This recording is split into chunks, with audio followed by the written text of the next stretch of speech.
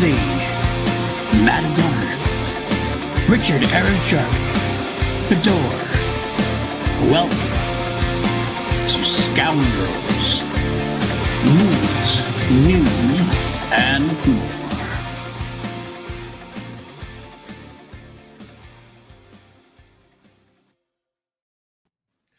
What's up, everybody? Welcome back. Welcome. Well, I can't say welcome back. It's actually the first episode, so to speak, per se. The first episode in the newly formed, newly retooled version of Scoundrels without the Force. I mean, we'll still have the Force. The Force is with us still. The Force is always with us. It's a soft reboot. It's a soft reboot. That's true. It's a remake-will boot. That's what we're doing now, just like everybody else. It's a resurrection. If Hollywood can sequel boot, we can do it. Scoundrels Resurrection. My name is PLD. That over there is Matty Gunner, whose beautiful music you just heard is our theme song. Thank you, Matty, for that. And of course, we have Richard-Erik Jarvi. We also have Bidoor at some point, just not today, I guess. But that's okay. What is Scoundrels? What is this group of people? Well, we are the Scoundrels. This is this first episode in a new reboot, the rebirth of PLD projects, which I'll talk a little bit more later on as we get towards the end. But let's talk specifically about this show.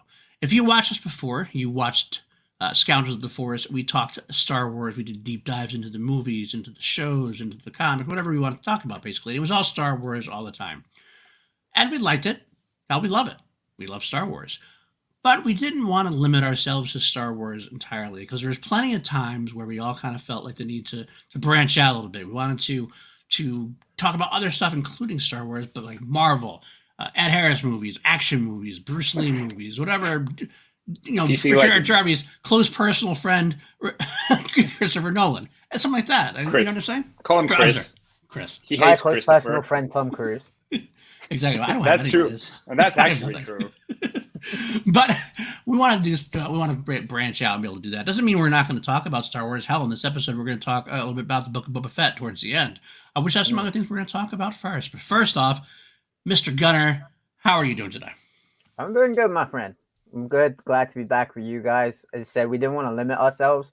We all love Star Wars, but there would be times where we'd go off on tangents for 5 or 10 minutes. So we were like, why don't we just talk about everything? Like we all love movies. We all love Ed Harris. We all love action. So that's true. Who doesn't love? You guys were just embarrassed that I was talking Star Wars and that didn't go down well. You weren't good enough to hang with us. Yeah, you guys just figured, let's just do an overall movie. Yeah, we were like, how are we going to do this without kicking him off the show? Well, Richard, no getting rid of me. How are you doing, my friend? What are you up to? I'm doing amazing. I just got out of COVID. I had it for a few weeks, second time in a row, so I'm like double COVIDed. COVIDed squared. It's not. COVID squared. It was actually kind of like a mini vacation because it went really lightly. I didn't have any of the like really bad symptoms. So yeah, I binged a lot of movies. I watched all the Scream movies back to back, and I'm feeling good and I'm psyched. I freaking love that music that Matty and his band did at the intro. Cool. We were rocking behind the scenes. I did love it. It's true. Yeah, it was a bit of a departure from us going from playing hardcore or metalcore to me messaging the guys and being like, hey guys, we need to write a rock song. Imagine something that would be on like the intro to Top Gear. We need to write something like that. And then boom. There we go. Well, guys, if you hit that like button, hit that subscribe button. If you have any questions, you can ask in the chat. We do have Streamlabs, streamlabs.com/PLD projects. A couple of announcements I'll make towards the end of the show. But our first segment we're going to go into, well, here's a quick breakdown. What we're going to do in this show, we're going to do news. We're going to have a topic of the day. Today we're going to be talking about our 3 most anticipated movies of 2022. We're going to go do a little bit of a mini deep dive into the Book of Boba Fett.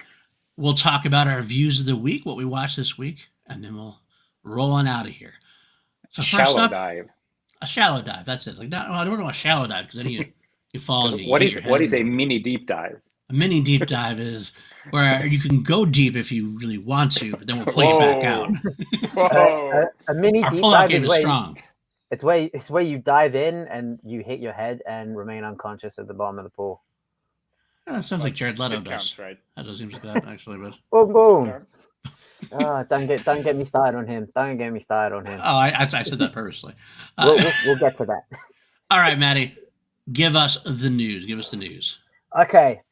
So the first news topic that we have for this week is Rooney Mara to star as Audrey Hepburn in an upcoming biopic about the legend, the icon, actually my mum's favorite actress. So I know my mum will probably definitely be watching this. So, and funny enough, I was actually watching The Social Network earlier. So seeing Rooney Mara playing Audrey Hepburn, yeah, I'm down. I'm in. Yeah. You got me. I mean, she was in. I thought she was really good in The Girl with the Dragon Tattoo. Oh, I believe she's also producing this movie as well. So, yeah, I think this could be pretty cool if done right. What about you, Richard? What do you think on this one? I didn't grow up on her movies. I know that she's a cinematic legend. So the casting of Rooney Mara this gets me very much excited now.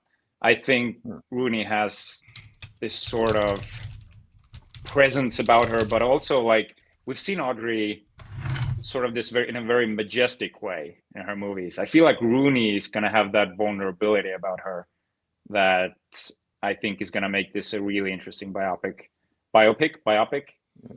I go either way. I always wonder about that. Everybody says like they get that trouble with biopic or biopic. I actually like biopic, but many people are trying to clarify that it's biopic. But I'm going to go with biopic too. Screw it. Who's directing this? That's a good question. Who is directing this? That's a good question. I don't think it was actually. We do our homework, guys. We do our homework here. We do our homework, but I don't think it was actually listed on who's actually doing it. I know she's cast, and I know Rooney Mara herself is producing it. I don't recall seeing anything in the article about who's directing it. It's Luca, the guy who did Call Me by Your Name. Really? Yes. Wow. Okay. Wow, we got two different reactions there. I like that. Got Matty going, and Richard going, yeah. So, I didn't really like that movie. It's not that I didn't like it. It just did nothing for me. It didn't connect with you. I get it. That was exactly the same way with me. I didn't connect to it, but I couldn't shake the very last scene of the movie. That was what did it for me. The father-son talk. Yeah. That was a solid moment. Just I don't know. There was so much weight behind it. But this movie I feel like is definitely going for the Oscars. Like she has to be getting a nomination. I'm pretty sure she's gonna be a lock-in to win it for that year. So I'm guessing is Rooney together with Joaquin Phoenix? Are they like dating? I think I saw like a picture after Phoenix won his Oscar. They were like having burgers on the stairs or something. There was something about that. So I wonder if Joaquin was just like.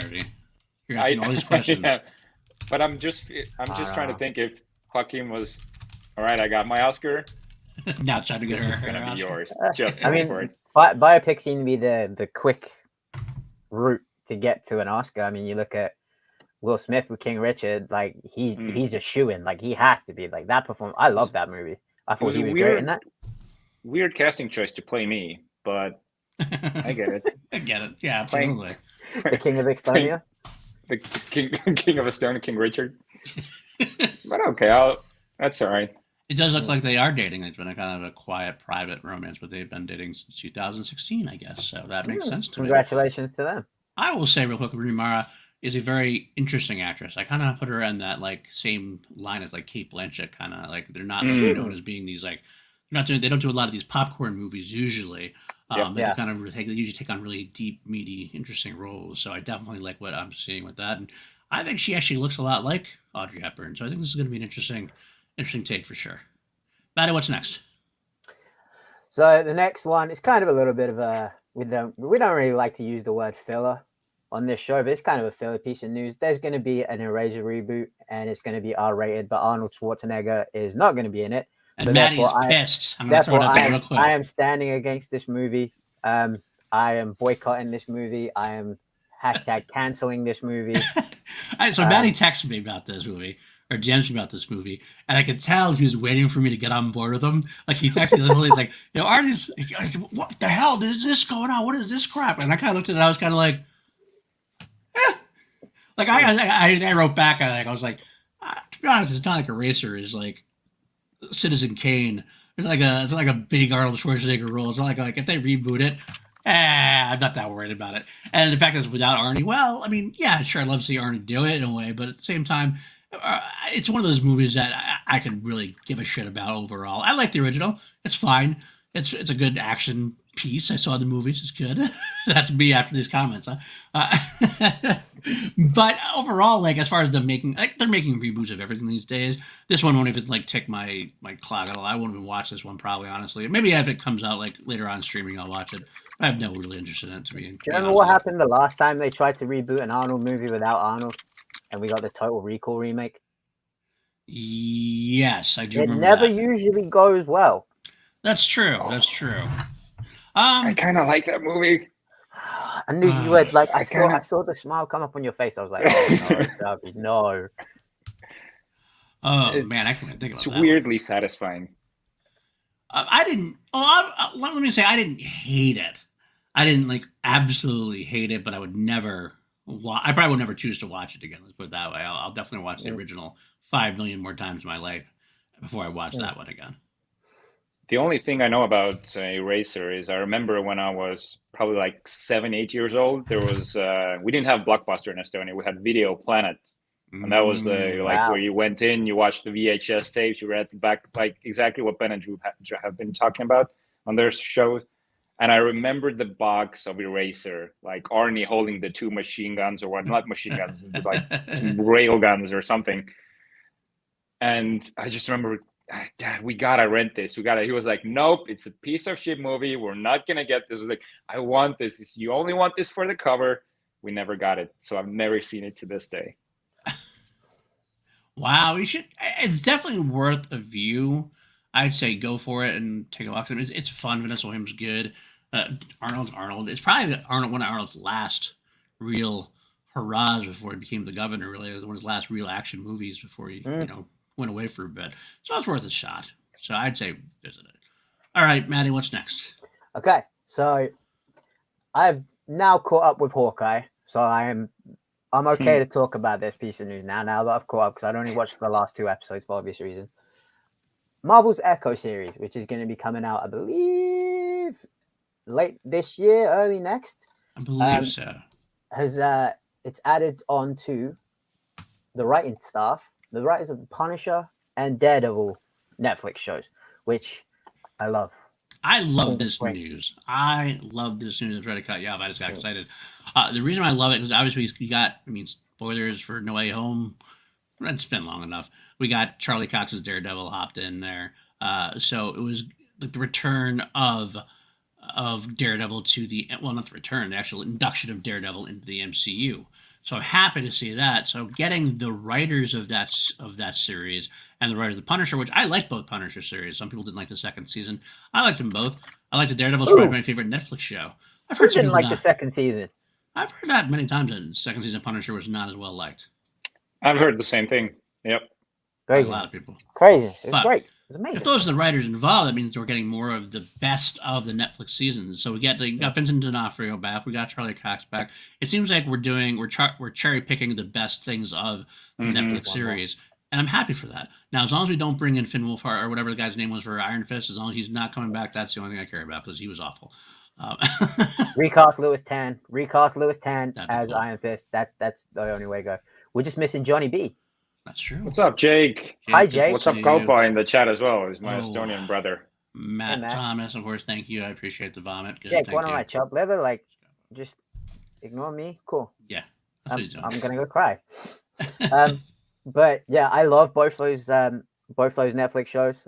I wasn't super keen on Luke Cage or Jessica Jones. I thought they were good, but like Daredevil, like especially the hallway fight scenes in Daredevil, I thought were amazingly crafted. Yeah, Punisher was just gratuitous violence, and I'm always for that, as you guys well know. Yeah, I'm excited for this, and I think Echo is a very interesting character. So I'm curious to see where they're going to go with this. Yeah, they don't call Daredevil the best Marvel show for nothing. So very true, very true. So I hope we get more of that as well. I will maintain that the trailer for the first season of the Punisher show is my favorite trailer of all time. Movie or TV show. Yep. I'm going to write that down. I'm going to watch this after this. Matt Thomas, you're fired. You're fired, just so you know. I'm firing you. You're not allowed. Oh, wow. That's a hot take. That's a hot take. That's a hot take. But Jerry's got it right. Can't wait to see Morocco. Yeah, she was actually one of my favorite bits about Hawkeye. So getting a series with her, and if it's written by the who wrote Daredevil, I'm all for it. So they're finally mixing Star Wars with Marvel. Echo's coming in. Exactly. Echo 1. Finally. Yes. Thank you. All right, Matty. What's next? So next up we have, oh boy, this is we have a new image of Paul Dano's Riddler. Oh God. This is a weird one. It really is. Prepare yourselves. I'm going to show it on screen now. Get ready. It's truly terrifying. What the fuck is that? It's Zodiac. That's what it is. It's Zodiac killer. Do you know what it reminds me of? Especially the face. Do you guys remember the first X-Men movie? Yes. You remember when Toad would fire the green stuff and it would like hit people in the face? The mask kind of looked like that to me. I get that. That's true. I like it. I gotta be honest here. I like it because I don't want to see the campy, like what we've seen from the trailer so far with Matt Reeves' Batman is definitely a lot closer to the Nolan verse than to the Val Kilmer and Val Kilmer and Jim Carrey-esque Riddler or the 60s TV show. So it would seem out of place to have like a really great green leotard with a question mark on it, whatever. So I think this is kind of like going to remind me a lot, honestly, of Heath Ledger's Joker in a way. It seems like I remember Heath Ledger's Joker came out, people were not very thrilled by that costume at all either, like the face and the messy paint and everything else. But it worked. So I think this can work. This can work. I mean, I get it doesn't work for some people now. Give it a shot. Let's see how it works in the content of the movie. Okay, this shot. I mean, I'm glad it doesn't look campy, but it also looks like he's trying to be like the 10th member of Slipknot in the boiler suit. Right. We also got another picture of Colin Farrell's Penguin as well that came out. Now that looks badass. That does not. That's Don Corleone. That looks actually a lot more comic book. What's the word? He's unrecognizable. Do you remember like phone booth era Colin Farrell where he was like an absolute dime piece? Mm-hmm. And now like they put him in that, and it's just like that's not the same guy. That can't be the same guy. It is the same guy, which is impressive. I love it. I love the fact that he's done it for this, and that makes me happy. I did not like him in the trailer, I gotta be honest with you. I kind of thought he felt like he was doing a De Niro ripoff. That's what I felt like. It just seemed like he was very much like played on De Niro, kind of like, okay. But again, it's a trailer, so I definitely want to see. I'm much more interested in the Riddler character than I am in the Penguin character anyway. So I'll have to wait and see. Interesting, Jerry saying doesn't like the design yet. Good call. Keep an open mind. I like that. I get that. Matt says it rocks. Matt likes the Riddler design. I'm okay with that. Even if he did just say Daredevil sucked. Well, he did clarify, by the way. He said season 2 sucked.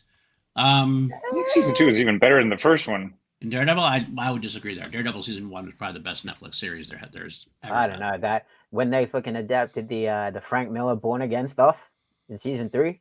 I think it was good, solid, but I still think the first one really never was touched again. But that's just me. I mean, I liked them, I enjoyed them, no problems. But anyway, so I guess the Penguin for me is not something I'm very much looking forward to for the Batman. I got to be honest with you. Like, to me, and this isn't going to sound like blasphemy, I'm just not as all in on the Batman as everybody else is. Like, really? I want to see it. I'm happy to see it. We were doing so well. I mean, I'm going to see it at probably opening night or opening weekend. I haven't quite hit that fever pitch of excitement like that a lot of other people have. And the trailer was good, solid for Batman. Decent for Riddler, but Penguin kind of, whatever. So I don't know. We'll have to see how it goes. I'm hoping it totally wins me over. It should, because I love Matt Reeves. I think Robert Pattinson is going to be a good Batman. I love Jeffrey Wright. I mean, so why shouldn't this win me over? I love Paul Dano. It should win me over, but for some reason unexplainable, I can't say I'm like ready for it. As the guy with the Kurt Cobain tattoo on his arm, they kind of had me with the creepy version of Something in the Way in the trailer. I was like, oh, you've got me. Okay, I'm in. And then like just seeing Robert Pattinson of all people in the Batman suit kicking the absolute crap out of all these dudes, I was like, damn, okay, Pattinson got a bit dark, he got a bit gnarly. So it was a violent trailer. That'll give it. Like it was very like explosively violent. That's I think that's what I'm looking forward to. Shocker, I'm looking forward to the violence. And and I hope there's going to be some scares in there as well, because I want that horror movie vibe to it. It is there. I want more scares, and I think tonally, if not like by overall quality, I think tonally this will be the best Batman movie ever. Well, what excites me about this one, what does excite me about this one, if I was going to get to that fever pitch, is the fact that there's a lot of like nods to the Zodiac Killer and Riddler being like that Zodiac Killer kind of thing, and I want to see a detective Batman movie. So Batman's always been the world's greatest detective, but he's never shown that really in the movies. So I would like to see that aspect brought to life. So hoping that if that happens, they'll probably win me over a lot quicker than other one.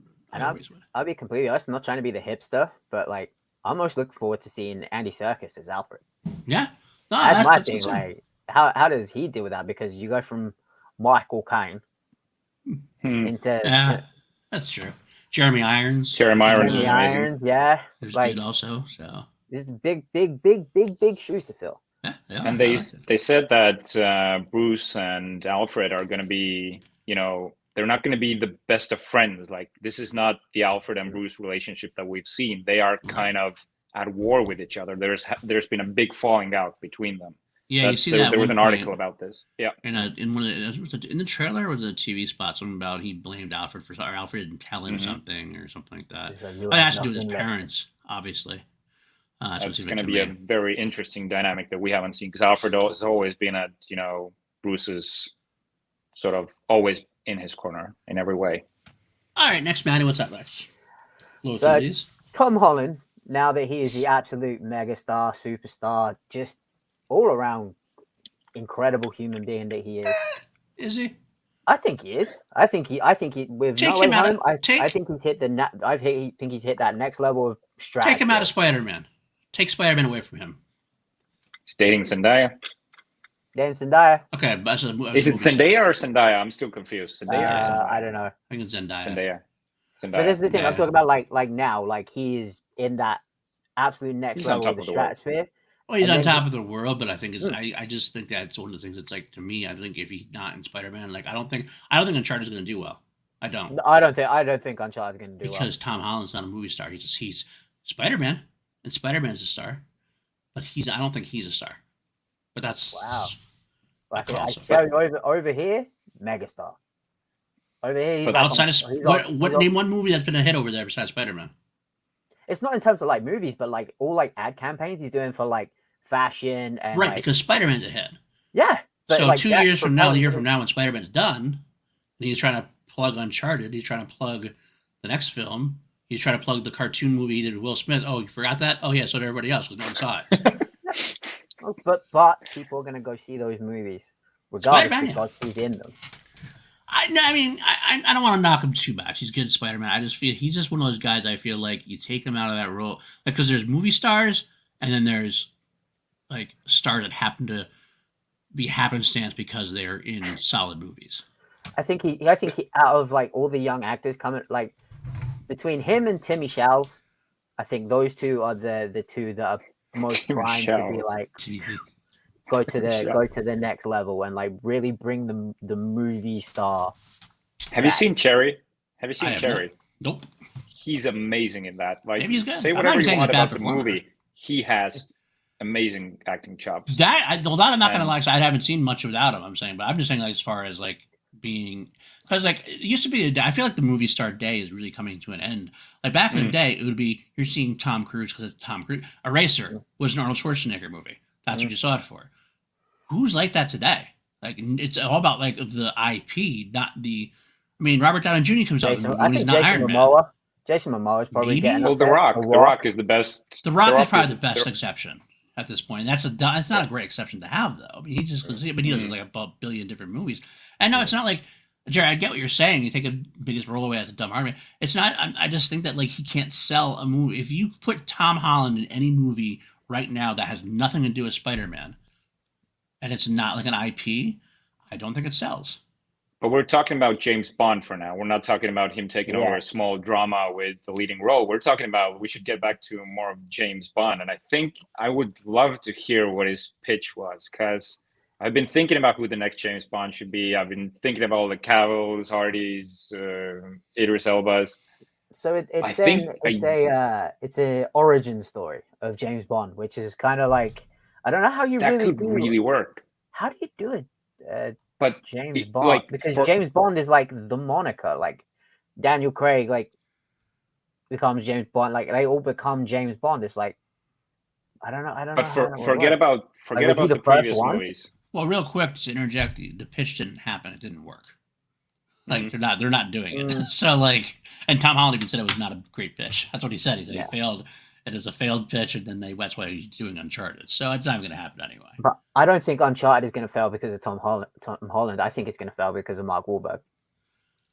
Yeah, that's what they keep saying. Yeah, but you know what? If Tom Holland's as big as he should be, then he should be able to weather that. I think he should be able to carry it. Yeah, I think he'll do. I think he'll do well. Yeah. And I guess that's all I'm trying to say, guys. Like Jerry, the argument's not. I just don't think he can carry a movie at this point. I don't think he's the one that would do it at this point. I think I don't know who would. I don't know who would really. I mean, I don't think Robert Downey Jr. has done much outside of Iron Man. I can't think of like what would happen with Doolittle. Right, Dr. Doolittle. The Judge was an amazing movie that it just didn't do Judge well. was good. Did not Judge was great. do well.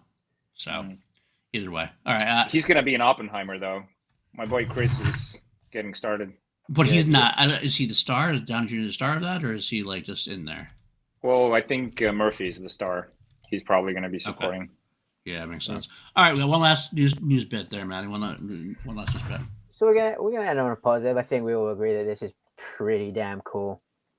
In a article that I saw on comicbook.com, Tobey Maguire and Andrew Garfield managed to sneak into a screening of No Way Home.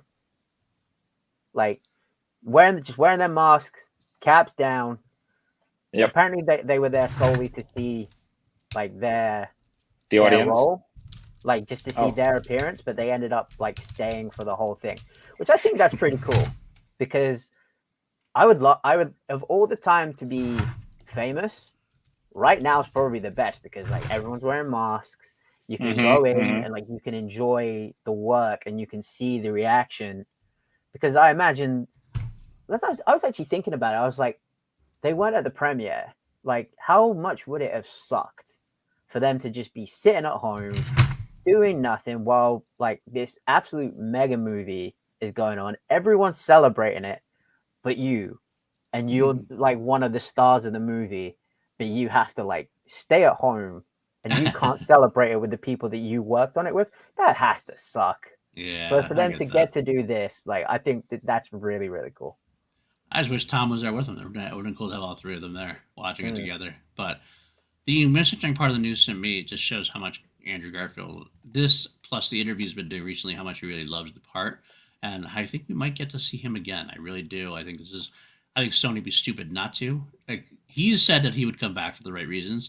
I don't know if the right reasons means this or a better script or whatever. I mean, he mentions script. No one ever comes out and says, yeah, for enough. Well, I think the money's pretty much guaranteed at this point. Right.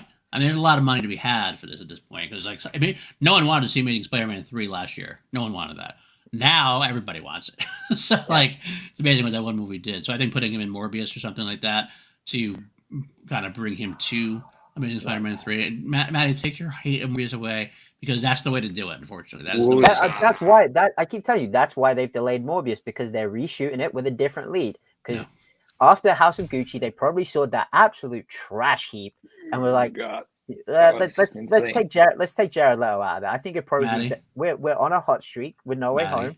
Why would we burn it all and throw it all away? Yes, Matty, Jared is Morbius. here's why I hate it. Jared is Here's why I hate it. Here's why I hate it. I'm a sucker for a tortured soul story, and Morbius is my favorite Marvel villain, like my absolute favorite villain, anti-hero, whatever you want to call him. And you pick Jared Leto, Oscar winner. Why? Oh yeah, one Oscar that he like. Well, that's a big thing. I don't.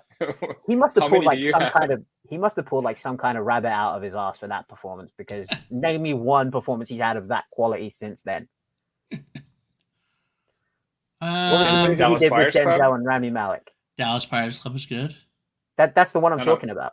Yeah, I'm guessing after Dallas Buyers Club. Other than that, he was okay. He's pretty good. Blade Runner 2049. Joker, Suicide Squad.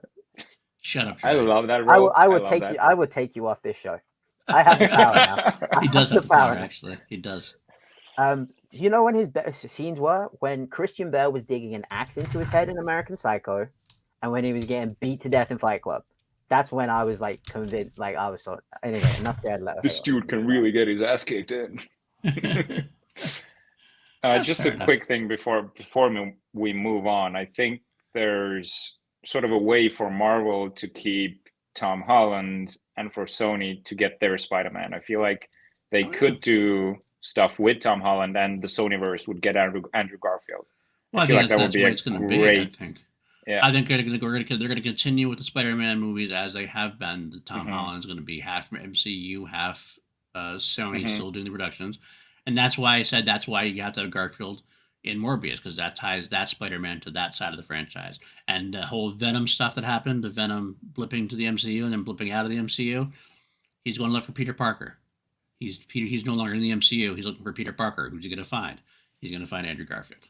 And Andrew Garfield could finally fight an alien. That's right, exactly. Yeah. You think that line was in there like accidentally? Ooh. I didn't think of it until now. I didn't think it was accidentally, so. Well, it's like the line where Electro says that he wished that Spider-Man was black. Like they're obviously gearing up for a Miles Morales movie. Like that's gonna happen. Well, I wonder how soon that's going to happen, because of the whole Spider-Verse thing is already. I love Spider-Verse. So. I don't want them to do a live action, because I love the Spider-Verse so much. I feel like that won't translate to a live action that well. If you get Donald Glover to do it, you might. I think he might be too old. Isn't he a little too old though? Yeah, he's too old for it. I think. I don't know. Dude looks pretty damn young. Kid in Cobra Kai would be pretty good though. I'd love to see a Black Spider-Man, but. I don't know. I'm just so in love with the Spider-Verse animated movies. All right. Movie. Well, I'm sure I'm going to love the second one. We might have to talk about that soon, because the next topic is our top 3 most anticipated movies of 2022. 2022. Let's go, Matty. Let's go with your number 3. So my number 3. Anyone who knows me knows I grew up in the skateboarding culture, the doing crazy stunts culture, just being a dumb kid, throwing yourself off of stuff. My number 3 is Jackass Forever. Oh, wow. Did not even expect that. Really? That was unexpected.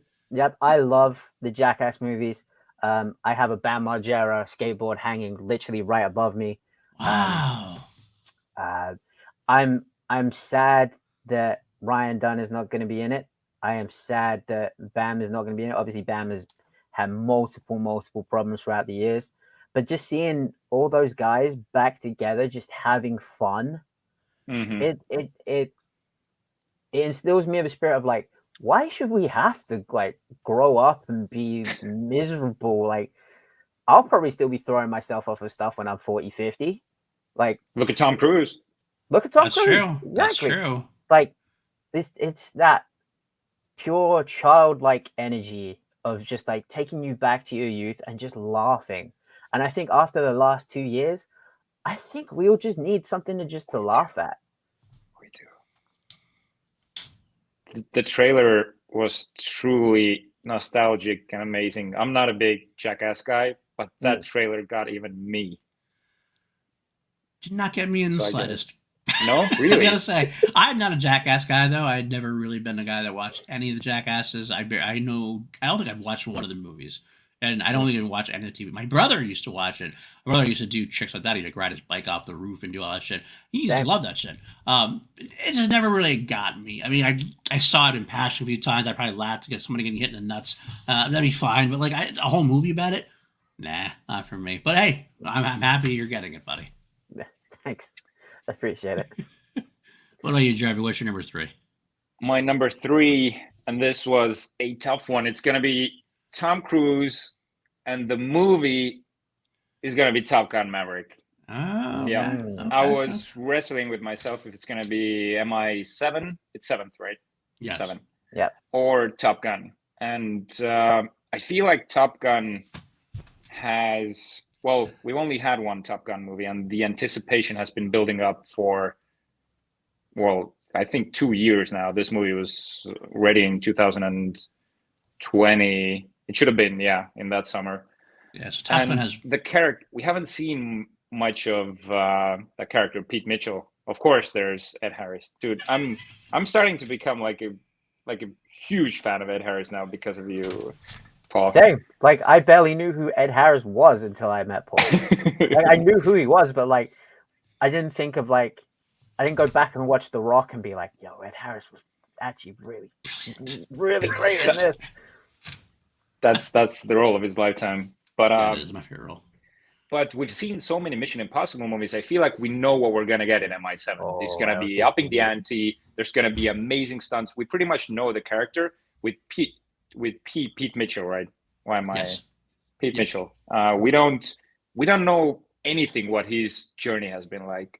Right. So I feel like this has a potential to wow us more. Agreed.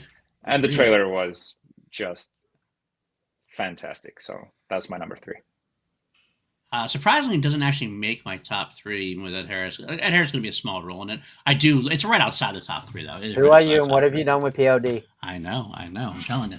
If Ed Harris was like a General Hummel type role in Top Gun, if he was like the antagonist or if he was like the main guy, this is like I have a feeling he's only in it for a little bit. I kind of feel like he's like the Strickland of the movie. Like he's in that. If you watch the first movie, he's the guy that sends Tom Cruise.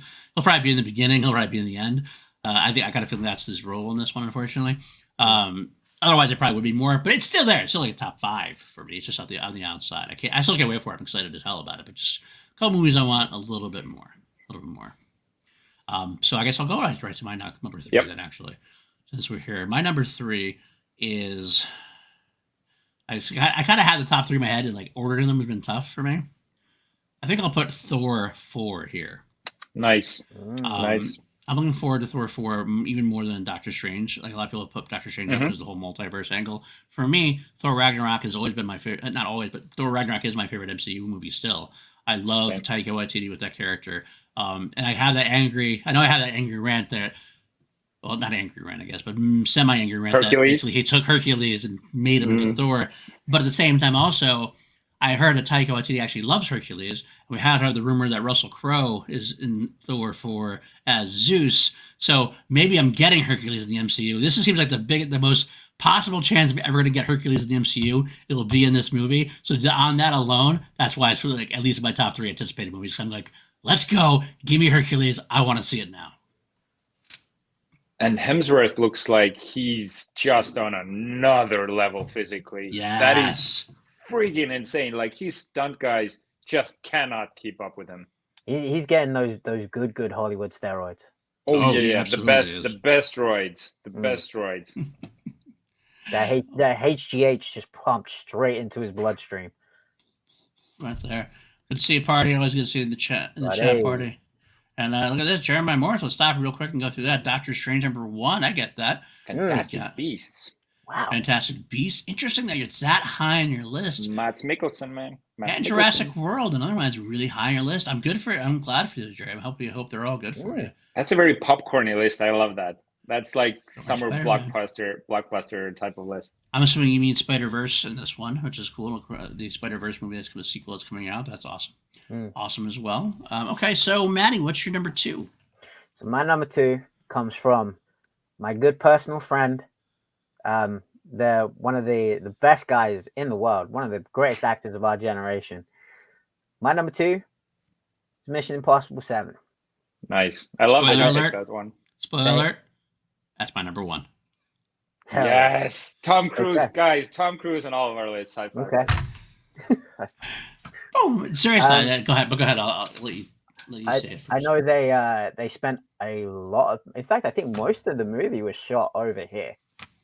And from time to time, like I would look in like the papers and stuff, and you would see like all the crazy stunts that he was doing around London and up in Scotland. Like the scene, the stunt that came out the video of him on the motorbike going off the train track on a dirt bike and then just parachuting off. I was like, whoa, okay, like he's up in it again. Like he's climbed the Burj Khalifa, like done that. He's jumped out of a plane, held onto a plane and jumped off of a plane. Done that. Now he's sending a motorbike, like full send, just sending this motorbike off of a cliff and parachuting down. Like the guy has a death wish, and as someone who, like I said, loves to throw themselves off of shit, like I respect it. Like Tom Cruise is, he's getting up there in age. He may not look it. He may still look absolutely fantastic, but he's still pushing. He's still pushing himself, and I'm like, hell yeah, Tom. Like, keep doing you, buddy. What do you think his like monthly insurance policy is? What do you think? Like, he's got to be, he's got to be insured. He's got it through Scientology or something. Maybe, I don't know. Who knows? The aliens keep him safe. The aliens keep him safe. I got to jump on here because it's also, this is my number one. I want to jump on here. This to me has been like, it's such a weird get for me. I've always been a huge Star Wars fan first. I got into Marvel. But through my work with Action Industries and Ben and Drew, I've really gotten into Tom Cruise, and then this franchise specifically. And it's one of the only franchises I know of that really, with the exception of like 1 to 2, like they all are so good. They're so good. 2 is the least favorite. I got to respectfully disagree with you there. I think 2 is incredible. 2 is by far the worst of the bunch. It's still fun. That's why he probably loves it. That's why I think Matty likes it. It's fun, but it's just like, but I don't know. It's definitely my least favorite. Limp Bizkit? 3 is, I mean, the soundtrack's pretty sweet. Like John Woo's direction is a little underwhelming comparatively. It's a little too much sometimes. A little cartoonish. I mean, a bit of the start where he's face off again, pretty much. Yeah, he's free climbing up the mountain at the start.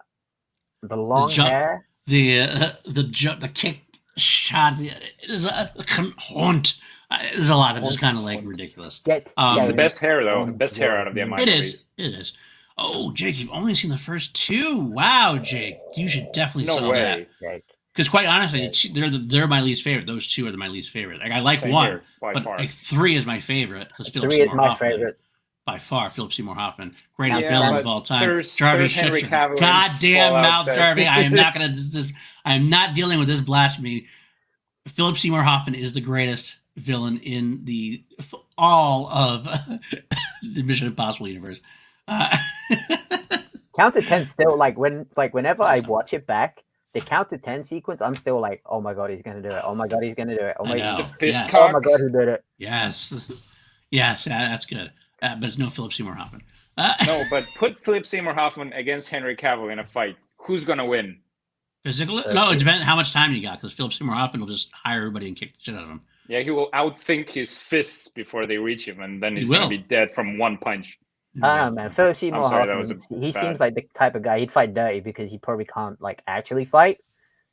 Whereas like Henry Cavill can box, like he's the Witcher. Like that dude can mess you up, but like I don't know, like one cheap nut shot. I still predict Philip Seymour Hoffman gets it done. But anyway, we're going into a totally different digression. Impossible 3, my favorite, but 4, 5, and 6 really have gotten better and better. 6 was like my second favorite of the entire bunch, so it's gotten better as it goes along overall. So Jake, really go. Definitely, I know I get that. 3 is a good place to start. 3, 4, 5, 6. Watch them all because 6 is good. So 7. So anyway, but my whole point about this whole thing was that the fact is like I really kind of slowly gotten to the point where Mission Impossible become like I'm surprised my most anticipated, but it's to me it's the most solid franchise there is. I've never of all the ones I've seen in theaters, I never saw 1 or 2 in theater. I might have seen 2 in theaters actually. I might be lying a little bit, but I don't remember. But 3 through 6 I saw in theaters, and every time I went, it was an event. It was great. I was satisfied. I didn't have much to argue against it, and I was like, "Let me see Tom Cruise risk his life for my entertainment," and it just works for me. So therefore, until they fuck up, it's a Mission Impossible movie is almost always going to be my favorite. They're not going to fuck up. I don't think they They will. won't fuck up. Especially now that they have Tom in charge and they have Christopher McQuarrie also Exactly. is very good at what he's doing at this point. So My scathing hot take to me. Now this is to me, my personal taste. Don't even think about coming at me on this internet. I feel like the Mission Impossible franchise is more consistent than the MCU. you're not wrong. Yeah, that's I don't think you're just wrong. Numbers. That's statistics. So Okay, I agree. I'm glad. I'm glad. In Because terms of MCU quality, has had some. The MCU has had some like. exactly. Eternals. I loved Eternals, but anyway. I know you do. That's why I said it. I got a question for you, Paul. Yes. Mission Impossible 7 or Obi-Wan series? oh, you bastard! Obi-Wan series. Obi-Wan. Yes. That still Very gets well. through that. That still gets through that. I I got rest more my case. nostalgia driven. I saw Tom Cruise Mission Impossible last year. I haven't seen Obi-Wan, or a couple years ago now. I haven't seen Obi-Wan, like Ewan McGregor's Obi-Wan in forever. So, You goddamn right, Jerry. goddamn right. right. Goddamn right. Let me just bring this up real quick. Matty Thomas saying the lack of Scream respects disappointing boys. Anybody have Scream on the list? I'm just curious. Nope. Okay. I will say Matt Thomas. You're going to be very disappointed in me. I've come to see that Scream. I'm actually gonna buy in. I got in trouble in this very channel where I said Scream is not an S tier franchise, and everybody yelled at me, and I kind of like, no, it is. I watched through it recently, and that's going into an announcement we're gonna have later on. Scream is not an S tier franchise. It's not. It's got What one was S perfect. tier? It's got S tier, like the best, Like the best of the S tier, best. Okay. best of best. One, it has What's not the one best? perfect movie. Number That's 3. it. No, 3 is absolutely the worst. Dude, I love 3. You're I know wrong. it's not a good movie, but it's so much fun. 2 got so much worse for me the last time around, second time around. 4 was good. 4 got better for me. But overall, the franchise, we have one perfect movie, and the rest are kind of like, they're okay, they're good, they're solid, they're fun. With that being said, I am very much looking forward to Scream 5. I can't wait to see it. I'm excited by it, but it's just not as consistent as I thought it was. It's got one really solid movie. So That's right. It was most iconic. That's what it was. It wasn't greatest. It was iconic. okay. I still think it's less iconic than The Shining. Speaking of Matt, we got his list here. Number 1, Batman, fair. Number 2, 4, very fair. Number 3, Scream, Good. fair. Solid list. It is a solid list. Scream is definitely in my top 6 or 7, probably. Honestly, maybe top 8. So Matt knows quality. I would say Matt knows quality. Definitely, yeah. So that was Maddie's number 2 and Paul's number 1, right? Correct. Am I 7? Correct. So you want to go with your number 2, Charlie? I'm Batman. Batman is your thing. Okay, I'm Batman. that's fair. I'm Batman. That's fair. I think we talked about it Yeah. quite a lot already, but it's just the trailers have been upping themselves. I feel like Pattinson is going to become the guy in Hollywood. Mhm. This is going to catapult him into the stratosphere. Hope so. There's nothing more to be said. I think this is I feel like this has the potential to become the greatest Batman movie ever. My Chemical With Batman. everything we've seen so far. Sorry? My Chemical Batman. Batman and My Chemical. I'm telling you, this movie is going to revive Hot Topic. The whole Hot Topic, like goth kids getting into comic books and stuff. Like the Batman is going to be the movie that does it, and then people are going to be like spending like the merchandising from Batman is going to be insane. And an actress we haven't mentioned yet is Zoe Kravitz. Yep. I feel like her chemistry with Pattinson, it's already in the trailer. I stand them. You're sold. You're sold. Yeah. I'm keeping my thoughts on Zoe Kravitz private out of respect. Right, got it. Fair enough. Got it. Fair enough. All right, then I'll So go through. Batman on any of you guys' list? No. No. Wow. Okay. Well, It's in my top glad I 5, had not that my in top mind. 3. Yeah, okay, my top 3. I'm going to surprise you with my number 2. I have one. That's my only left. You already know my number one. This is for me. This is because I am a very big junkie for these movies. Okay, I can't do my. Should I actually do my honorable mention now since I'm not doing my number one?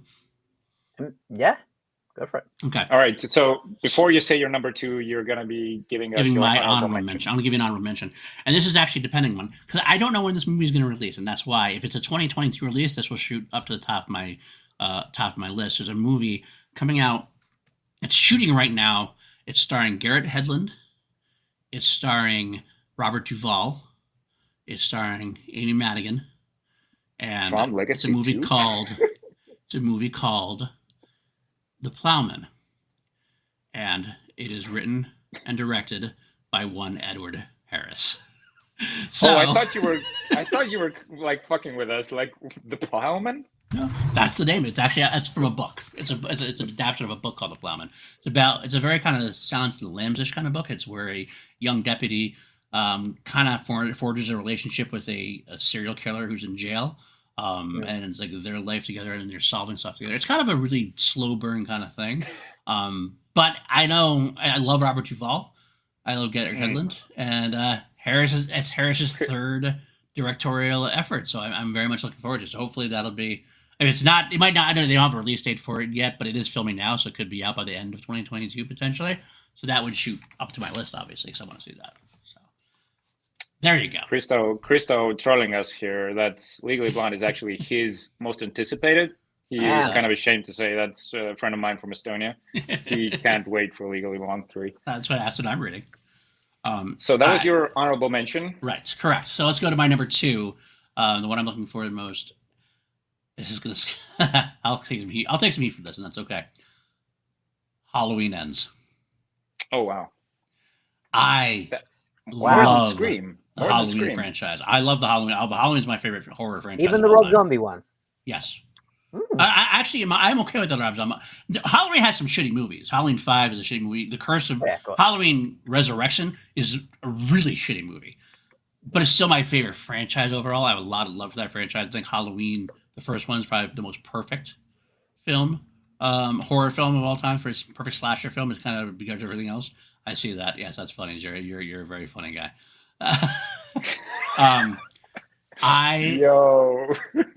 Enjoy most of the run. Rob Zombies actually have some affection for. They're still not great. They're not great, but I still can enjoy them. And I've liked the remakes. I was a big, huge fan of Halloween Kills this year. A lot of people hated it.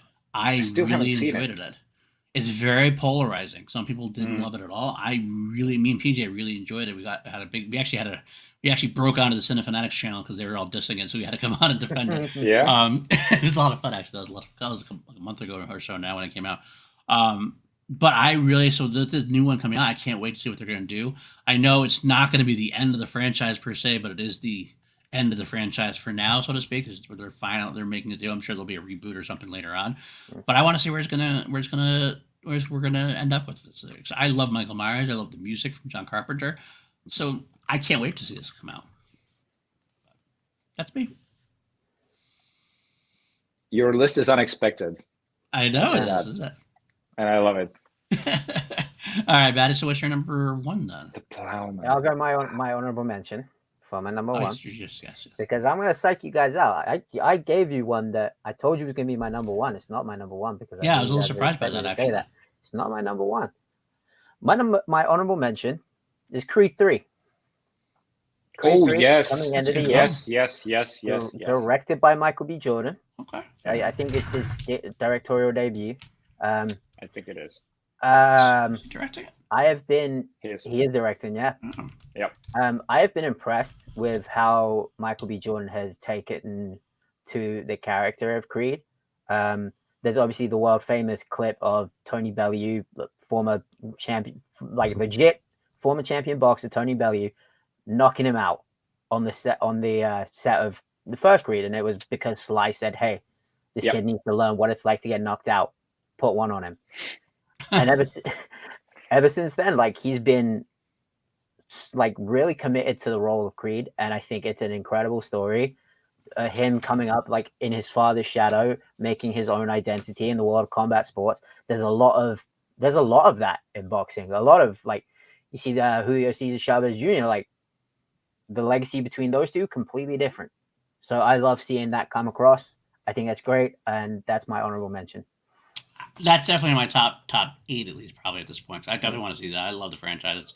That is actually, honestly, one of the ones more the MCU, which would rival Mission Impossible with the most like consistently good films in a franchise. I mean, they're all good. Even Rocky V, which everybody a lot of people hate, I still have a little bit of a soft spot for some. You do. I don't hate it. I know you do. I think it's the weak link in the chain, but I like it better than hate Rocky 3. But the chain's still strong. Easy. Yeah. So you want me to go to my number one? Yeah, that's it. Your number one. My number one is a movie that I don't think anyone would probably expect to be my number one, but I am a massive fan of the show Vikings. It's one of my favorite shows I know what this all is. time. And a trailer that hit me hard, especially because it has Willem Dafoe in it, is a movie called The Northman. Yes. I saw that and I was like, oh, that gimme. It's dark, it's grueling, it looks violent. Violent. It looks trippy in some parts, and I'm just like, yep. Okay. Yep. It's Robert Eggers. How do you pronounce it? Robert Eggers, yeah. Eggers. And I gotta be honest with you, this is a hot take for me at this point. Is I've just never been a fan of Robert Eggers. Like I really love his stuff. The Witch, the Lighthouse. They're solid. They're well-made films. They're well-crafted. He's a master at what he does and what he wants to do. They're just not for me, generally speaking. That's what I found. Although, that being said, this trailer does look like it kicks fucking ass. Yeah. I'm not gonna lie. But again, I love the trailer for The Witch too, and I love horror, and I didn't like that. So, I'm very excited, but I got a little bit of a hesitation only because I'm not a huge fan of Robert Eggers. Jake, I knew I liked you. Yeah, I love Vikings. So when I saw that trailer, I was like, yes, please. So, did you know that The Northman is actually a Hamlet story? Yes. That's sort of disguised in this Viking. You can kind of tell from the trailer the way you see that that's where they're going with it, but it's good. And I love Hamlet. I went to see at the only like stage play other than We Will Rock You, but like the only like non-musical stage play that I've seen is Hamlet with Sir Ian McKellen in it, and I went to see it because Sir Ian McKellen's in it, and I was just like, actually, this whole play thing's not as corny and weird as I thought it would be. Like, it was actually pretty entertaining. Yeah, some of them are really good. Some of them are very good. I'm a theater fan myself. So I just do theater, but yeah. All right. So, Jarvi, hit us. I'm gonna be sort of derailing this train of you guys are picking like these really like artsy quality movies. My honorable mention is gonna be Michael Bay's Ambulance. Like I'm a sucker for Michael Bay action movies. Yes, I love how freaking bad the dialogue is. I'll say no one shoots action like Michael Bay. The trailer was riveting. I love Jake Gyllenhaal. I love Yahya Abdul-Mateen. The third. Jesus, I keep messing it up. The second. This movie has everything that I need to just pop open a cold beer, get the biggest popcorn possible, and just have my senses numbed. Numbed. This is an action movie, anatomy movie. That's what it is. Oh, by far, of course. Like it's just that you would expect us to be on Bettinger's old show, Action Movie Anatomy. And I'm all on board with this one as well. For exactly the same reasons. I'm glad Michael Bay's getting out of the Transformers lane because I just don't want to watch any more Transformers. But that popcorn, that was one of my favorite trailers I've seen recently. Like I look at it and go, this is gonna be a bad movie, but it's gonna be a fucking sweet movie, and I'm gonna be all over it, and I'm gonna enjoy the hell out of it. The big bad. It's gonna be a total bro movie, and I'm fairly certain the three of us are big fans of the bro movie genre. With Gyllenhaal, fuck yes, yes. At this point, oh my god, yes. So and there was a time I didn't think that he would do a movie like this. I would be like, nah, Jake. But then he did Southpaw, and I was like, okay, Jake's down with the bro movies. Okay. Yep. There you go. I do love the popcorn. Actually, I just love the corn. I just do it for the corn. Absolutely. Hey, Michael Bay made The Rock. That's all I got to say. He's So- got some of that in him. Do you mean the corn is in the corniness or the corn is in the popcorn? Yes. Oh wow! Now Yes. that detective is the right question. Yes. My number one. There is no other director like him. There is no other movie that he made more than 10 years ago. It's James Cameron, Avatar 2. My most anticipated movie of the year. I know I'm probably the only one who's like still the biggest fan of the first Avatar. I'm sure people loved it, and I'm sure both of you guys liked it a lot, if not loved it. But people have forgotten about it. They don't want it anymore. I feel like I only saw the first one yesterday. I'm still hot on that movie. We're getting one of the best character actors. No, I can't say it. I can't say Sam Worthington. I can't even make that joke. I was gonna say, have you seen The Shack? He is so bad. Oh, that's the faith-based movie? So awful. That's the Christian thriller movie that he was in. Yeah. So Well, awful. Jarvi, I love that you love Avatar, by the way. I do. Right. There's a part of me that loves that you love it so much. I'm very happy you're getting the sequel. And I'll be there. I'll definitely watch it. Right. There's no way like neither of you are not going to see the movie. You're definitely Well, going to be seeing we're gonna Avatar have to talk 2. about it on the show. So like, Of course. Sure. we're gonna have to see it. And he's a filmmaker. He doesn't only care about like the story, the acting, everything built around it. He has to innovate every time he makes a movie. When he comes out with a movie, they sort of revolutionize a part of the movie industry, which I love as well. Perfect. Dude, why are you guys laughing at me? I feel I'm laughing at you because of your love for it. I'm not even laughing at you. I'm just laughing in general. I'm happy. The thing love is, it we're for you. laughing. Doesn't Avatar still hold the box office record? No, not of anymore. course. I think yeah, thought yeah, it yeah. came back and took it back from Endgame. It took did it it back. really? It Because was I think they re-released re-released in and China. it took it back. Oh, from and Avengers Endgame never came back and took it back again. Nope. Nope. They probably are gonna try and do that, but Wow. so yeah. Hey, look, it does Avatar have 2. Stephen Lang, who I love, so I'll take that. I like Definitely, Sigourney that's It's Weaver. sort of your It's about- discount Ed Harris. He is a discounted Harris in a way, yes, Right? obviously. He is. He really is kind of discounted Harris, and I'm okay with that. So if I can't get Discounted it Harris, Harris. Stephen Lang's a good substitute. The bargain bin, Ed Harris. And let's not forget about Zoe Saldana, who was How truly breathtaking in the first one. People have said that like it's motion capture, but she was on par with some of Andy Serkis's best motion capture stuff Right. as Neytiri. So Right. I am I'll let really you looking have that. forward to their chemistry together. Well, there you have it, folks. That's our top 3 most anticipated.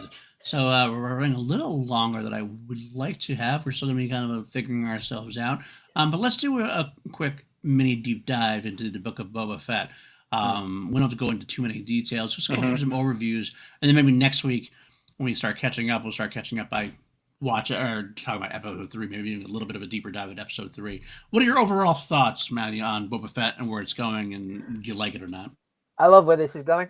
I think it's great. I see a lot of people talking about how there's no character development, and I wonder if we're watching the same show, because I think we've taken a character we knew absolutely nothing about and injected so much heritage and history into the character. The stuff I love this stuff with the present day, the crime boss, the gang stuff, but I love the stuff with the Tuscans. I think it's brilliant the way that they're bringing more of there's different tribes of Tuscans. There's a deeper culture. Yeah, I love that we're getting the cameos like the Pike Syndicates and Max Rebo. Like that's cool. That's cool. That's popcorny filler. Like I love that stuff. But when you see a bunch of Tuscan Raiders, like the Fett and the Furious, like I'm all for it. Especially with the one Tuscan Raider in episode 2, where he was on the bike and it was essentially, "Hi, I'm Tuscan Raider. Welcome to Jackass," and he was just falling off over and over again. Witness me. There you go. And it's just like we're seeing more, and it makes you remember how much of a dick Anakin really was. You did get Anakin carrying Shmi with Boba carrying one of the Tuscans. Well, yeah, but at the same time, what happened in episode 2 makes it a whole lot worse, I think, because now they're not just they're not just animals, and he didn't just slaughter them like animals because they're not, and that's been a big deal with the Boba Fett series for me. That was unexpected the way they humanized the Tuscans, and I hope to God that they don't try to reveal the Tuscans what's under their mask. Sort of, I don't think we need that. I hope they don't do that. I agree overall, but I think we might get one of them. One, yeah. Really? I do feel like that The female girl on the speeder bike. I think the female might come back. I think she's going to come back in the series at some point. Is that the black Carol's? Yes. Was that a female? I couldn't tell. Yeah, it's played by, I think her name Jenna Barnett. She does the stunts for Gal Gadot for Wonder Woman. She's like one of the lead female stunt workers, and she's incredible. Like the choreography and the stuff she was doing on the train, awesome. And then found out it was her. I was like, okay, yeah, that makes sense because she's awesome. The Fett and the Furious. I can't get over that comment. That is like perfect for the heist. The way they train together. That was great. That was really good. The only problem I have with the second episode, and this is my own personal problem, it's still overall very good. I just want a little bit more of the present tense, a little bit. I want to get a little bit more of a balance. Yeah. I felt like it was a little too heavy. Right? Yeah, like the first one kind of went back and forth in a nice pace. This one kind of like this was a little too heavy in the flashback. I want to get a little bit of more of both. One question I had, actually, I was on a podcast yesterday talking about this. Where do you think this is going as far as, are we done with the Tusken Raiders now in the flashback, or are we going to have them throughout? No, they're coming back to help when the twins are coming back. And I mean like in the flashback section. In the flashback section itself, are we done? Like, is he done with them and he's moved on? Because it seemed like it was the end of the era there. Because I feel like we got to meet Fennec Shan at some point. Bo's got to find his armor, and we got to all that kind of stuff. So I think we might be done with them. I kind of wouldn't mind being done with them for now. Mm-hmm. I'm having them come back at the end to help with the twins. That's what I'd like to say as well. But I do think, by the way, Jerry, I think we're actually going to get. So this is my thing. He said we can create one more flashback. I think we're going to get flashbacks throughout. I still think throughout, maybe except for maybe the last episode. I think everything's going to be throughout. I just wonder if we're going to move on from the Tusken Raider part. I think we're going to move on to the Boa being on his own again and finding the armor and finding the part of the Mandalorian where he walks in and finds Fennec Shan that we saw from the Mandalorian point of view. Now we'll get it from Book of Boba Fett kind of thing. I think that's going to cross over a little bit there. But yeah, I do think it'll come back again. By the way, let's actually talk about that Black Sin. That is a very exciting part of this show. The dark Wookiee, or what? Yes, Black Sin is the dark Wookiee. That's what he is. What's the name? Black Krrsantan. I just call him BK because whenever I try to spell his name, I always spell it wrong. So I just call him BK. Guys, no. We call Baby Yoda Dave. Now, please, for me, come up with the name for BK. Kirk? I'm not going. Kirk. No, he looks like a Steve to me. Love it, Steve. Please, Steve. He's Steve. He looks like a Steve is a comic book character, Jarvi. Just so you know, he's actually made his debut in comic books. I know, that's why I'm telling you. I'm telling you that's what's cool about this. Like, that's one of the cool things about this entirely thing to me is that we're finally getting interaction between the comics, books, movies, and TV. Something that we were supposed to get before. We were supposed to get that way back in the day, and it kind of never happened. Now we're getting it finally, and I like that, cherry picking it. So seeing him was very important to me. I hope we see more going forward. His eyes, that's like they found the craziest eye actor for him. That was like the look that he gave to Boba. Oh wow, that was they know each other. They've partnered up before. They've tangoed before. The person who gave him that scar was Obi-Wan Kenobi. Yeah, in a to Steve. Yeah, Steve, yeah. The reddish sort of thing on his head. Yes, that was from Obi-Wan. They'd hired him to go to Tatooine and see who was like upsetting all the moisture farmers and stuff, and it turned out it was Obi-Wan. And then they clashed. Obi-Wan obviously cut him, and then that's how we got the scar. Now I remember why this is not a Star Wars show anymore. Yep. Also got a great fight between Steve and Chewbacca at one point too. So I'm hoping that's why I kind of hope we're going to get Chewbacca at the end here. That's what I hope. And also means we're probably going to get that Dr. Aphra. Possibly, potentially. And I'm hoping we're going to get what are your thoughts on, this has kind of been a rumor, but even beyond a rumor that's been circulating, and something I thought might happen even before. We get a Mandalorian-like cameo at the end of No, but they said that he Yeah. would cross over. They already said it. No. You don't get what I'm saying. Not from the Mandalorian. A Mandalorian style cameo, like the From end Harrison of Mandalorian. Ford. From Harrison Ford as Han Nope. Solo. Not big Yep. enough for them to bring Harrison Ford in. Absolutely is. You think? Why Sorry, how do you I bring Harrison Ford in? Sorry, I'm not getting this. They de-age Mark Hamill for Luke Oh, Skywalker. no. They're going to de-age Harrison Ford because A, they've been developing the product. B, Okay. after the Mandalorian Luke Skywalker, they hired more deepfake artists. They hired. They have them on. You're right. They have them on things, so they're going to use them. It's going to And happen. the story is Han Solo and Boba Fett have always been linked in the past, like very much together in a lot of the storylines. It's always been Han and Boba Fett. Having a young Han Solo, Harrison Ford come at the end of this and get involved in Tatooine again makes all the sense in the world to me. I'm convinced it's going to happen. Okay, here's how I see it could happen, because Harrison Ford doesn't have the same love for the franchise as Mark Hamill does. I have a feeling that they could pick up the phone to Mark Hamill and be like, "Hey, do you want to come back?" And he'd be like, "Let me think about it." Okay, yeah, cool. I think if they pick up the phone to Harrison Ford, it'd be like, "Oh, really? Again?" I think Stop calling my family. I don't know if Harrison Ford would have been on set. Maybe he signed off the right to his likeness to be like, "Okay, get a younger dude and then put my face on it, whatever." I will argue with you and say that 10 years ago, I agree with you. I think he's softened since then. When he came back with The Force Awakens, he really softened and saw how much the fans loved Han Solo and kind of actually touched him. He actually gave one of the better performances he's given in 10 years. I agree. I feel like he's old enough now. He's kind of like, fuck it. You're going to give me some money? I'll go for a day. I already got these dots all over my face. You're de-aging me for Indy 5. I'm over here. I'll just do a day on Han Solo. I'll do a day of everything. You're going to give me some money? Sure. Here, I'll give it to my family. I don't know. I don't know. So I think it's going to happen. I do. If it does happen, believe me, I will be exactly the same as I was with Luke. I will be bawling my eyes out. I will be like, "Oh my God, Han and Boba together again." Right. Like, oh my God. Never in my wildest dreams did I think this would happen. Especially when you think about they also could be bringing in somebody else too, considering where they are at this point. Oh, don't do that. Don't do that. Not your guy, because your guy's dead. But they could bring back Kira. Yeah, especially with the Crimson Reign, all the comics. Crimson and stuff. Dawn, all the comics. Is Is it a coincidence that we have the War of the Bounty Hunter comics going on right now? Yeah, part of me was like, is that a diversionary tactic to pull, like, they'd be like, "Oh no, Kira's over here. You want to see Kira? Go to the comics." Because I don't know, for me, isn't Emilia Clarke doing something for the MCU at the minute? Yeah, but I don't think she needs to be in it very much. That's the thing. There's only 7 episodes in the entire series, and she might be in like 1 or 2. That's true. Kind of thing. It might even be at the very end. This could be a thing that actually remember this book of Boba Fett supposed to go into Mandalorian a bit, and Ahsoka are all supposed to tie together at some point and have some kind of overall arc.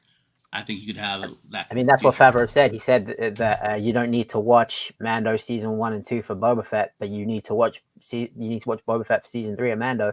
Mm-hmm. It's all building to something, and I think Crimson Dawn might be involved. Dave. And who is she? But who is the head of Crimson Dawn? Last we knew. Kira. Just potentials. A lot of potential to talk about. A lot of responsible speculation. Speculation. I like it. Just makes sense. So I mean, I'm happy either way. I'm happy to see what happens. Let it go. I mean, hell, the first 2 episodes for me have been great in terms because we don't need to worry about. Like I said this in a podcast yesterday. I feel like a lot of us have been.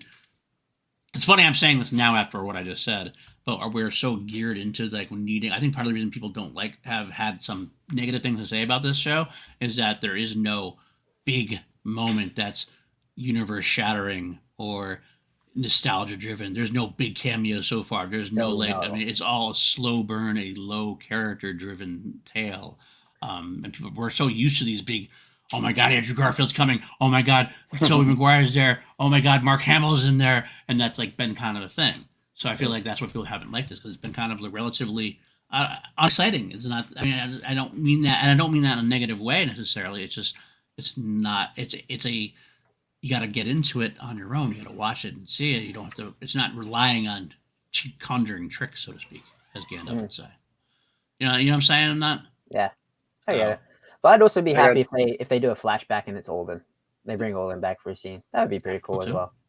Cool too. So I'll give my rating to the first 2 episodes, and that comes in the form of. Nice. Do you liked it then? I think the first 2 episodes should have been one long episode. I feel like the first one was way too short and uneven. The second one was an amazing one. This is the only gripe I have. Overall, I'm totally on board. I think the second episode was better than the first. I'm on board. I mean, I liked the first a lot. I did, but the second episode is just kind of taking that step forward. Okay, I see where we're kind of going. Let's get there. Let's do it. I'm all in now. So I love it so far. I can't wait for more. I can't wait for Wednesday. Shout out to Robert Rodriguez for doing pretty much everything in the show. Yeah. Like voice acting, music. Like this He's is doing Once Upon a Time on Tap. He voiced the mayor. Really? Oh wow. And he did the was it the Cantina Latina song? That's true. Like the by the way, I gotta bring in real quick before I forget about the cameos of the other expanded universe cameos that we had in there when we got to Toshi's station with the power converters. Oh yeah. Fixer and Cammy, male and female are Cammy and Fixer. Do you know who those are, Jarvi? Really? You know who those are, right? That's who they are. Well, I had no idea that was the tie-in. Yeah, that's a tie-in. That's Luke's old childhood friends right there. Yep. It's in the credits, like you would know it's the credits, or if you have subtitles on. Because at one point, just like Cammy says something, so it's kind of cool. It's a nice little touch, I think. So I like that a lot. So, real quick before we end up, I just want to say this, Jerry. Yeah, I get that. I totally get that. I just think that they're not ready to do that yet, and I will argue also that this is not I don't want to say nothing's necessary. But Han and Boba Fett are so interlinked. That's why this one does make sense to have this one here, because they've always been interlinked. So, for me. All right, guys. We're going to skip Views of the Week. We actually went a little over. There's a new show. We're going to figure out our exact time frame. We want to keep it to an hour and 15. We'll start doing Views of the Week next week. We'll probably shorten first episode, bumper episode. Kick off with a bang. Mm-hmm. So, Matty, where can the folks find you? You guys can find me here. You guys can find me fronting the esteemed metalcore band Shadow of Azrael. Go check us out on Instagram, YouTube, all the places, Spotify, iTunes. Where else? Shmo Me the Money, Wednesdays. You can find me on there doing Book of Boba Fett reviews until that runs its course. And speaking with those guys, Jeff and Buck and Matt Thomas joined us on our last episode. We had a really good discussion. You can find all my socials are in the description below, so you can find me there. So this was fun. And Richard?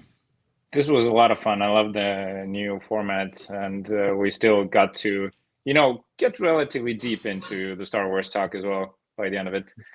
You can find me at Facebook. No, you can find me on Facebook and Instagram at Richard-Erik with a K Jarvi. And since I'm not doing anything podcast-wise, you can find me here weekly on PLD projects.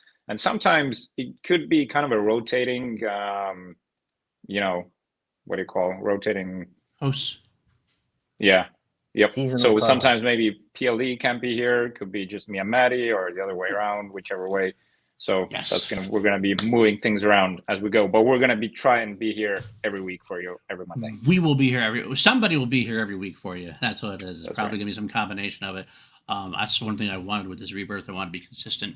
So we'll be here every week at 12:30, whether it's me hosting, whether it's Matty hosting, whether it's Richard hosting, maybe, or maybe it's Bidoor hosting or somebody. We'll have to see.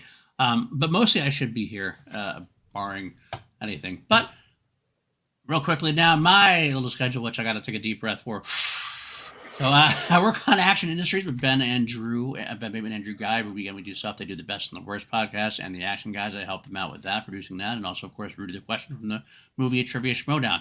I am working as the writer with PJ Campbell on the movie Trivia Schmodown, the movie Trivia Schmodown's question writer. Also for that, and the FCL, the First Class League, which is the expansion, the digital division of the Schmodown at this point. Beyond that, the new format of PLD projects. We have Scoundrels of the Force, like we said, every Monday at 12:30. Scoundrels, just Scoundrels. Scoundrels, right. I'm sorry, I said Scoundrels of the Force, didn't I? Yep. It's habit. Just the Scoundrels, cut out the Force, even though we talk about it anyway. And then I'm also doing some audio podcasts. I'm going to put that, I think I put it in the description. I edited it in.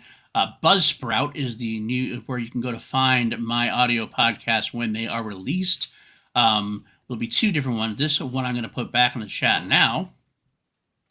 This is for my first audio podcast, which comes out Tuesday. And it's going to be Tuesday, Wednesday, Thursday, and Friday of this week. New episodes from myself and from PJ Campbell. We are two mediocre white dudes on film Love this title. because we're mediocre, we're white, and you always need more mediocre white dudes talking about film. This week we're going to be talking about the Scream franchise, interestingly enough.